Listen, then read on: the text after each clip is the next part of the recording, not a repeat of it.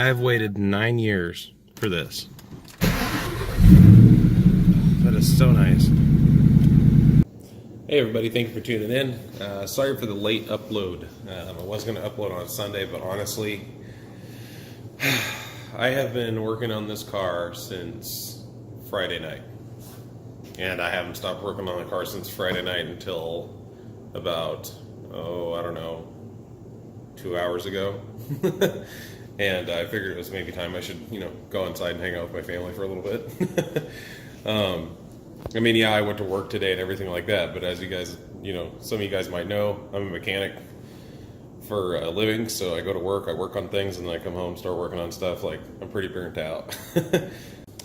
So, what I ran into, if you look back here, there's a nice, pretty resurfaced flywheel. Probably clean that off. Anyway, though, there is no clutch attached to that flywheel. Reason being is I didn't do my research good enough, apparently. And there's a difference between some of the clutches. You have a 10.5-inch clutch, which this is, in which this would fit on the old one. And you have an 11-inch clutch. I wasn't aware of that. So, I ended up getting the wrong clutch. I lucked out, though, and our local AutoZone was able to get me a clutch today, as long as I go and pay for it by 1 o'clock, which I'm going to head off and do now. So I will have the right clutch. We can continue to move forward. Alright, so where we got stopped earlier, like I said, was the clutch that I had got was the wrong size. It was a 10.5-inch clutch, and I guess apparently I needed an 11-inch clutch. So I went ahead and I got one of those. Had to go get it from AutoZone because sadly Napa could not get me one in time. Okay, so what we're doing right now is getting the engine put back in, and the next time you guys see this, that will be in there. Alright guys, so I didn't videotape the entire process obviously, but we went ahead and finally got the engine in after fighting with it and fighting with it and fighting with it and fighting with it. And I'm to the point where I say if you ever go ahead and do this, just pull the damn transmission. I feel like it might have taken a little bit of extra time to do so, but man, it was a bitch to get this thing lined back up. And I even made some dowel pins and stuff like that to line the tranny up with the engine when I got it back in, and it was just, it was a nightmare. I ended up having to pull the engine back out and then put it back in again, and finally got it lined up. Anyhow, all I have left to do at this point is hook up all the wiring and fuel hoses, and gotta put the power steering pump back on, the AC compressor back on. I still gotta go through and vacuum up that crap that's right in there. We need to put the H-pipe on and put the starter, well actually, excuse me, let me say that in order. I need to put the starter in, do the bell housing bolts, then put the H-pipe back in, and after that, I think I got to fill it up with coolant and put some oil in the engine and fire it up. So that's where we're at this point. All right, check it out. Got everything on. Obviously, some of the stuff's still dirty, needs to be cleaned, but I mean, just to get it fired up and make sure everything's copacetic, we're about set. I haven't put the battery back in yet because the battery is still charging. Look at this mess. The whole garage is just a mess right now. Ugh, all those tools, jeez. All we got to do right now is bolt up the tailpipes and throw some coolant in, and we're going to see if this thing fires up.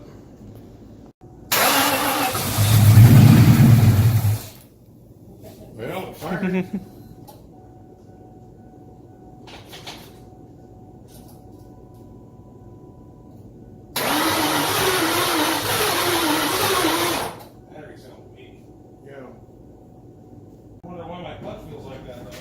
Yeah. I don't like that. Too loose? Too much free play? There's got to be an adjustment. You better research that one.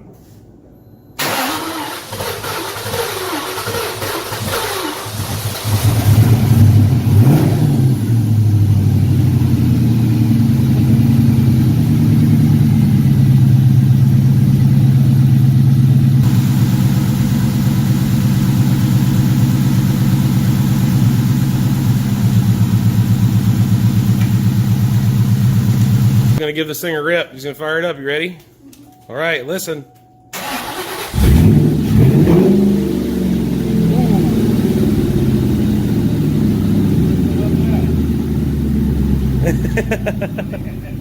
That sound good? Yeah, I think it does too.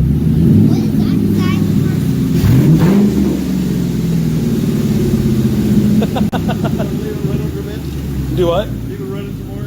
Yeah, let it run. Let it get all the way hot. Is that cool? Heck yeah.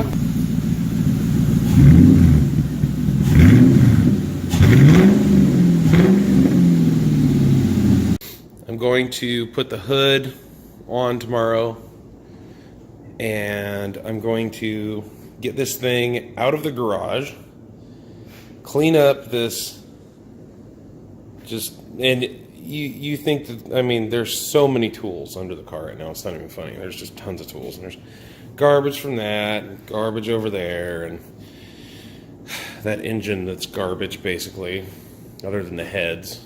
I'm gonna go ahead and sell the engine so somebody can get the heads. But yeah, I just got all this stuff in here I gotta clean up. But I am so excited to finally have a running Mustang. I haven't had a running Mustang. Well, I mean, it ran when I got it, don't get me wrong, but like, I mean, you know, one that I can actually drive. I haven't had one in 9 years, so I'm pretty stoked. I didn't film a ton of it, so don't hate me for that, please. There wasn't really a lot to film anyway, other than me and my buddy Scott just getting pissed off, and the engine and tranny not wanting to butt back up together.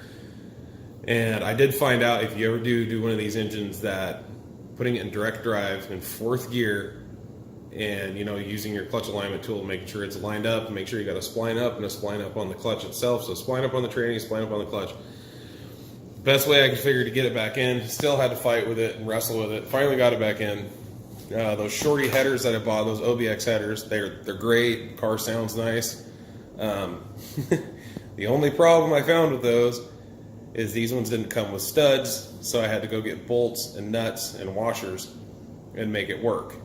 And it was a mother F word, you know what I'm talking about, to get them bolted in, because there's no room. And I don't have tiny hands. So it was hard. It took literally me and my buddy both, like, working on it. I ended up to get the driver's side collector bolted up on the top bolt, the one closest to the head. I had to hold an extension between my fingers like this, and have my hand like that sprinkling salt dude, and I'm on my back laying there trying to hold this crow's foot on a short extension while my buddy wrenches the bolt down and stuff like that. And it was just a nightmare. Anyways, long story short, engine's in the car, engine runs good. I did have a little bit of a hiccup that I mentioned. Let me pop the hood real quick. I did have a little bit of a hiccup that I mentioned on Instagram, and that was the clutch didn't want to disengage. So when I first fired up the car was in neutral. Or I mean, excuse me, I had to put the car in neutral so we could actually start the car. Hold on just a second here. Something fun now. So I had to start it, yeah, like I said, I had to start the car in neutral. And I couldn't figure out why. I was like, great, the clutch is bound up in there somehow or another. Now I'm gonna have to pull the transmission out of the car and like all this other stuff. I was so worried about it, and I was like, gosh dang it, you know, will an 11-inch clutch actually work with a T45? Like, I have all this crap running through my head. I'm so worried about it and everything like that. Well, apparently everything I did is fine. What it is when you do a clutch on these cars, apparently you need to go into the clutch pedal, just grab it and pull on it really hard until it kind of goes clink, and that resets the pedal, and then you're good. More than anything with the car, I'm just so happy that it runs and it sounds good, and the engine sounds like just smooth, and I'm just so stoked that this thing has come together the way it has in just a short amount of time. I mean, you got to think, I've had this car since last October. It's sat all the way until I moved into this house. It's been a month. In a month, I was able to get the engine out of the car, get the new one coming. Thank you to my dad for driving all the way up to Port Orchard, Washington, and getting that for me. That was a very much appreciated, because I had to work and I couldn't go pick it up. So he drove all the way up there, got me that engine, got everything ready, was able to get the clutch, even though I had that mix up with it and everything like that. I was able to get a set of headers, which my dad also picked up for me the same day he got the engine and the flywheel, all for $200, headers and flywheel. I don't know how much those OBX headers normally go for, but I found them online for $527 or so. For me to get them in like fantastic shape with brand new gaskets and hardware for $200 with a flywheel, I feel like that's a steal. Shorty headers for some reason are not cheap. Long tubes are. I have no idea why. Anyway, yeah, I'm super stoked. There's going to be a lot of other videos I'll be doing on detailing stuff. And of course, like I said, when it starts getting nicer outside, like actually driving, I have a few friends that have Mustangs that are down to do the whole, hangout thing. I honestly haven't done a car meet hangout thing since like 2011, 2012 probably, because I haven't had anything cool to take out, I mean, I got a pickup, but it's not like a cool lifted, decked out truck or anything. So like it's just my daily driving pickup. I hope you guys enjoyed the video. Please like, comment, and subscribe. I greatly appreciate it, and keep coming back for more. Focus, stupid. Damn phone. I need to get a GoPro, huh?